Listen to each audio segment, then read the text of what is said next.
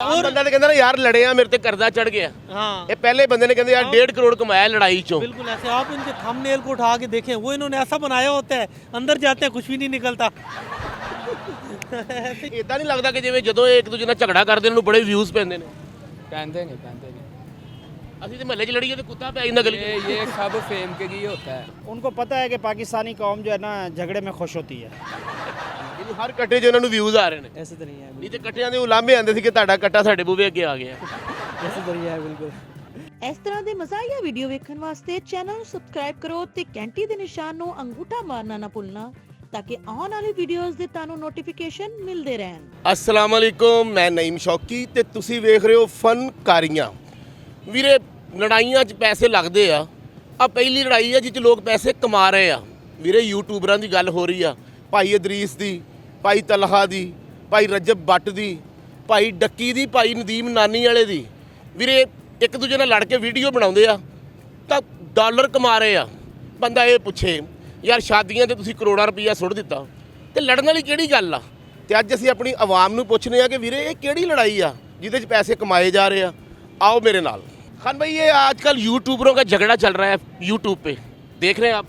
जी बिल्कुल, इनका मैंने देखे हैं काफ़ी क्या चीज़ें। एक दूसरे के साथ झगड़ा करके ये डॉलर कमा रहे हैं, ये क्या तरीका है कमाई का? उनको पता है कि पाकिस्तानी कौम जो है ना झगड़े में खुश होती है, और जब ये खुश होती है तो फिर ये उसी चीज़ को ये आपस में मिले हुए थे। इनका असली झगड़ा नहीं होता, बैक साइड पे इनकी आपस में तय होता है कि आपने ये करना है, मैंने ये करना है, फिर एंड में सुलह कर लेनी है। अच्छा तो ये सारा प्री प्लान है? जी जी जी, प्री प्लान होता है क्योंकि ये फेम हासिल करने के लिए इनके पास और काम तो नहीं है। इनका काम ही यूट्यूब पे ही है, तो यूट्यूब से अर्निंग करनी है, फिर इसके लिए नई नई प्लानिंग करते रहते हैं ये लोग। और उससे जो है ना ये लोग जो है आपस में तय कर लेते हैं, आपने मेरे साथ लड़ाई करनी है, मैंने आपके साथ लड़ाई करनी है। अभी उनको पता है कि मजबूरी है इस वक्त, अगर वो फैमिलीज़ को इनको ना दिखाएं तो उनको फेम नहीं मिलता। यानी ये सारा फेम के लिए झगड़ा हो रहा है? जी जी जी जी। और वैसे कोई बात देखें ये देखें, इधर अगर कोई बंदा कारोबार कर रहा है, जिस चीज़ में वो इन्वॉल्व है, वो 24 घंटे उसी को टाइम देता है, उसी के बारे में सोचता है। ये बंदे इनकी सारी लाइफ इसी काम में गुजरेगी। यानी एक बंदे को शेर गिफ्ट हो रहा है, उसे झगड़ा करना बनता उसका? नहीं नहीं, बिल्कुल नहीं बनता। मुझे देसी मुर्गा गिफ्ट हो, मैं कहीं कभी झगड़ा ना करूँ। सही बात है, ऐसे ही होता है। बस उन्होंने गेम बनानी होती है सर, अगर ये ना करें तो तो उन्होंने भाईजान ऐसे फेंके हैं जैसे जाली नोट है। बस वो जब कहते हैं ना कि ये डॉलर्स की जो इनकम होती है ना, ये उड़ती भी ऐसे है, फिर एक वक्त आता है ज़ीरो हो जाते हैं ये लोग।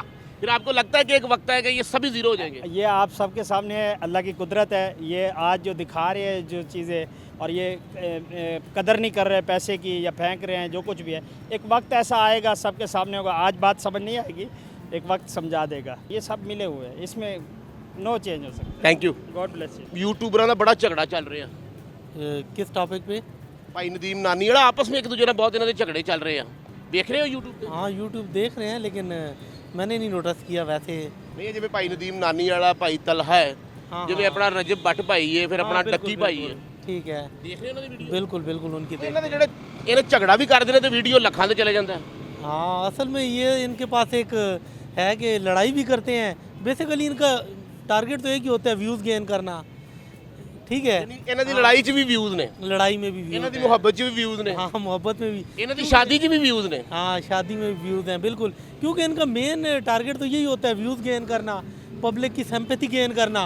वो अब सिंपैथी गेन करने के मल्टी ऑप्शंस होते हैं।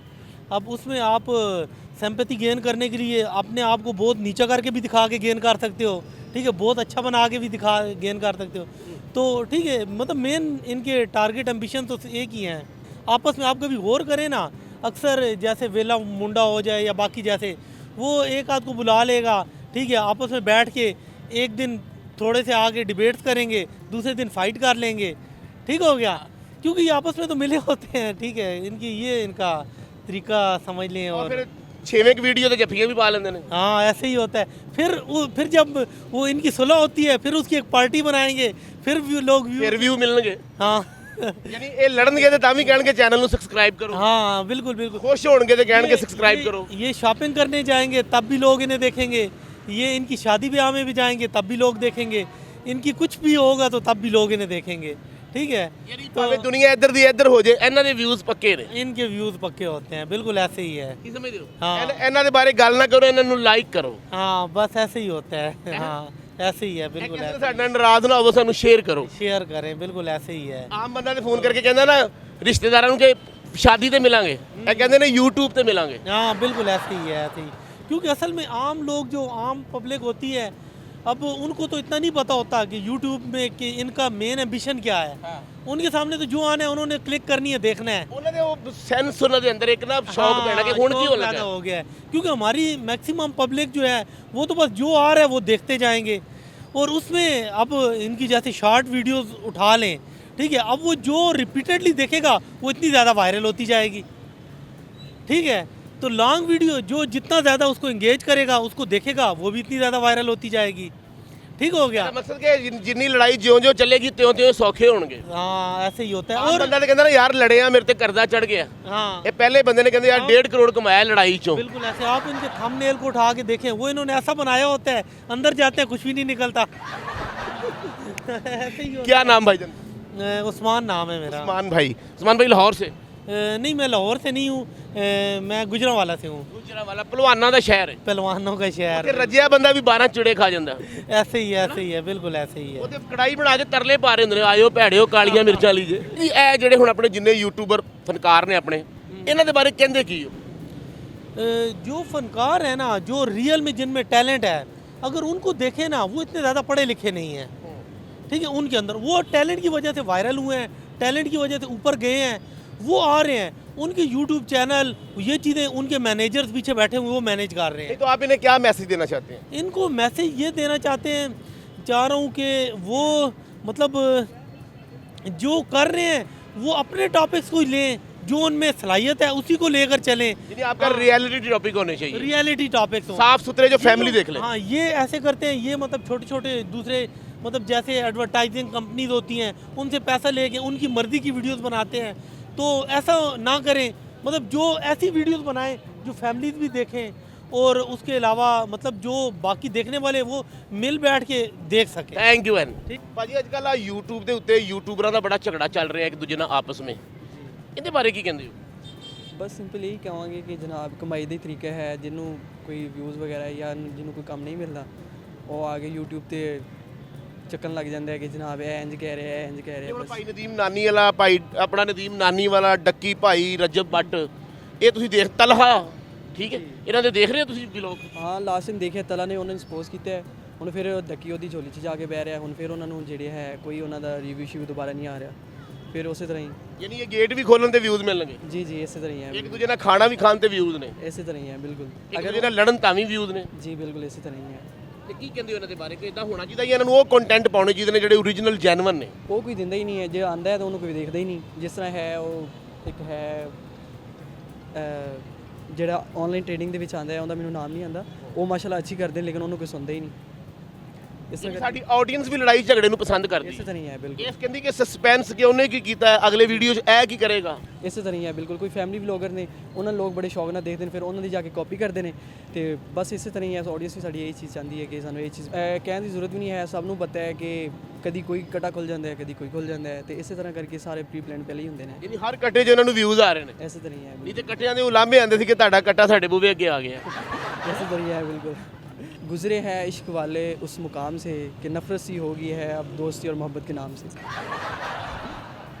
ਅੱਜ ਕੱਲ੍ਹ ਜਿਹੜੀਆਂ ਯੂਟਿਊਬਰਾਂ ਦਾ ਝਗੜਾ ਚੱਲ ਰਿਹਾ YouTube ਤੇ ਦੇਖ ਰਹੇ ਹੋ जी जी ਕੀ ਕਹਿੰਦੇ ਹੋ ਇਹਦੇ ਬਾਰੇ ਇਹ ਜਿਹੜੇ 4-5 ਆਪਣੇ ਯੂਟਿਊਬਰ ਨੇ ਤਲਹਾ ਭਾਈ ਆਪਣਾ ਰਜਬ ਬੱਟ ਡੱਕੀ ਫਿਰ ਆਪਣਾ ਨਦੀਮ ਨਾਨੀ ਵਾਲਾ ਇਹਨਾਂ ਦੇ ਬਾਰੇ ਕੀ ਕਹਿੰਦੇ ਹੋ ਇਹਨਾਂ ਦੇ ਬੜੇ ਕੈਸ਼ ਨੇ ਅੱਜ ਕੱਲ੍ਹ यार डक्की भाई के साथ वैसे बुरा हुआ है जो सब्सक्राइबर वगैरह उनके गिने हैं ना तो वो उनके साथ मतलब नदीम ने अन्नी वाले ने ज्यादती की है मेरे साथ ਨਦੀਮ ਨਾਨੀ ਵਾਲੇ ਨੇ ਉਹਨਾਂ ਨਾਲ ਜ਼ਿਆਦਤੀ ਕੀਤੀ ज्यादती की थी ਉਹਨਾਂ ਦਾ ਬੰਦਾ ਸੀ ਕਿ ਸਾਥ ਦੇਣਾ ਠੀਕ ਹੈ ਨਾ ਡੱਕੀ ਨੇ ਉਹਨਾਂ ਦਾ ਕਾਫੀ ਸਾਥ ਦਿੱਤਾ ਤੇ ਉਹਨਾਂ ਦਾ ਵੀ ਬੰਦਾ ਸੀ ਕਿ ਡੱਕੀ ਦਾ ਸਾਥ ਦੇਣਾ ਤੇ ਉਹਨਾਂ ਨੇ ਨਹੀਂ ਦਿੱਤਾ ਤੁਹਾਡੇ ਨਾਲ ਮੇਰੀ ਜ਼ਿਆਦਤੀ ਠੀਕ ਹੈ ਆਤੀ ਹੋਈ ਹੈ ਨਹੀਂ ਤੇ ਇਹ ਇਦਾਂ ਨਹੀਂ ਲੱਗਦਾ ਕਿ ਜਿਵੇਂ ਜਦੋਂ ਇਹ ਇੱਕ ਦੂਜੇ ਨਾਲ ਝਗੜਾ ਕਰਦੇ ਇਹਨਾਂ ਨੂੰ ਬੜੇ ਵਿਊਜ਼ ਪੈਂਦੇ ਨੇ पैंदे नहीं ਅਸੀਂ ਤੇ ਮਹੱਲੇ 'ਚ ਲੜੀਏ ਤੇ ਕੁੱਤਾ ਪੈ ਜਾਂਦਾ ਗਲੀ 'ਚ ये सब फेम के लिए होता है ये आपस में साथ ही बैठ के खाते पीते हैं भाई ये फेम के लिए ये होता है जी आपस में यूं कर लिया फलाना कर लिया लेकिन ये फेम के लिए ही होता है ਕੀ ਕਹਿੰਦੇ ਹੋ ऐसे ही है बस ये डक्की के साथ बुरा हुआ है बहरहाल